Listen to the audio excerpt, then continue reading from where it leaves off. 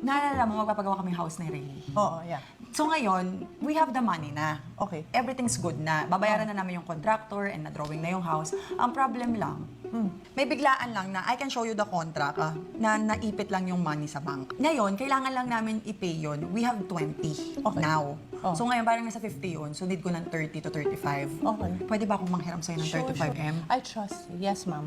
Promise? Yes, of course. 35M? I know naman you're very honest. Actually, Doc, dapat 30 lang talaga. Kaso lang, ang available namin is 20 lang. Kapag binigay namin yun, walang matitira. So at least kahit pa paano may 5M kami. Tapos mag-honeymoon pa kayo? Kung ano ang dadalhin yung pera? Kung gusto mo 35, ay 40 na natin, Doc. Kung kaya. Oh, Okay lang sa akin may contract lawyer, Doc. Very trusted. Hindi ko alam kung meron ba. Meron dito mga promise. Sige, I'll just give you a check now na later. Okay, may ka na. Anong gagawin? No, Thank you, Doc. I love you more.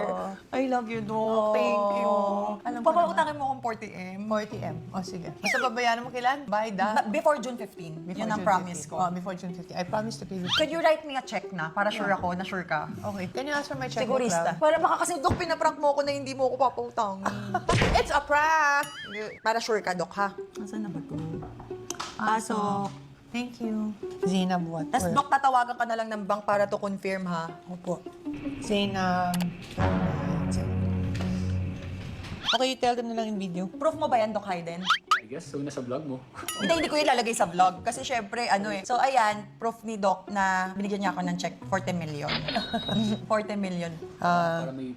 Ayan. Doc, thank you, Doc. You're welcome. Ibabalik ko to, Doc. With Okay. all my hearts, I will not break your trust. Yes, I know. I can feel naman. Pag mabait ang tao, talagang Doc, the Holy grabe Spirit ka. is there. Holy Spirit But is there. I will.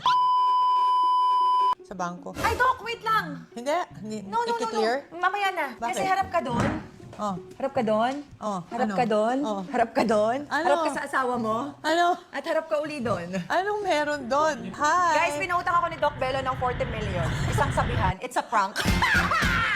It's a prank! Anong pinagay mo? No!